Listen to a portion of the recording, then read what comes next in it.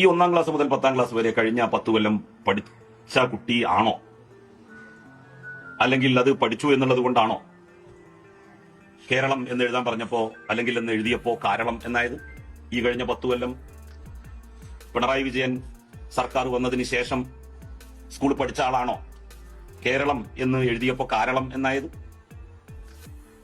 അതുപോലെ തന്നെ 9332 എന്നുള്ളതിന് പകരം 9332 എന്ന് പറഞ്ഞ ആള് ഈ കഴിഞ്ഞ 10 കൊല്ലം നമ്മളുടെ ഏതെങ്കിലും ഒരു സ്കൂളിൽ പഠിച്ചു വന്ന കുട്ടിയാണോ? 910 എന്ന് പറയേണ്ടതിന് പകരം 910 എന്ന് നിയമസഭയിൽ പറഞ്ഞ വ്യക്തി ഈ കഴിഞ്ഞ 10 കൊല്ലം നമ്മളുടെ പൊതുവിദ്യാഭ്യാസ മേഖലയിൽ നിന്ന് പഠിച്ചു വന്നതാണ്. 15/5/2026 എന്ന ഡേറ്റ് നമ്മളാരെങ്കിലും അക്കത്തിൽ പറയാറുണ്ടോ?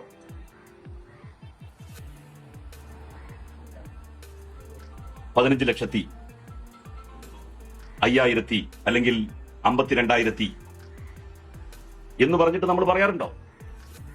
അങ്ങനെ പറഞ്ഞ ആള് ഈ കഴിഞ്ഞ 10 കൊല്ലം നമ്മളുടെ പൊതുവിദ്യാലയത്തിൽ പഠിച്ചു വന്ന കുട്ടിയായി അതുകൊണ്ടാണോ?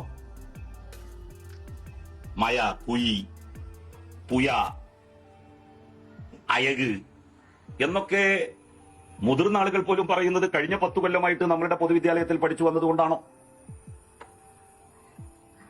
അന്ന് യഥാർത്ഥത്തിൽ ഇവർക്കൊന്നും നമ്മളെപ്പോലെ ഇങ്ങനെ കറക്റ്റ് ചെയ്ത് കൊടുക്കാൻ ഒരാളുണ്ടായില്ല.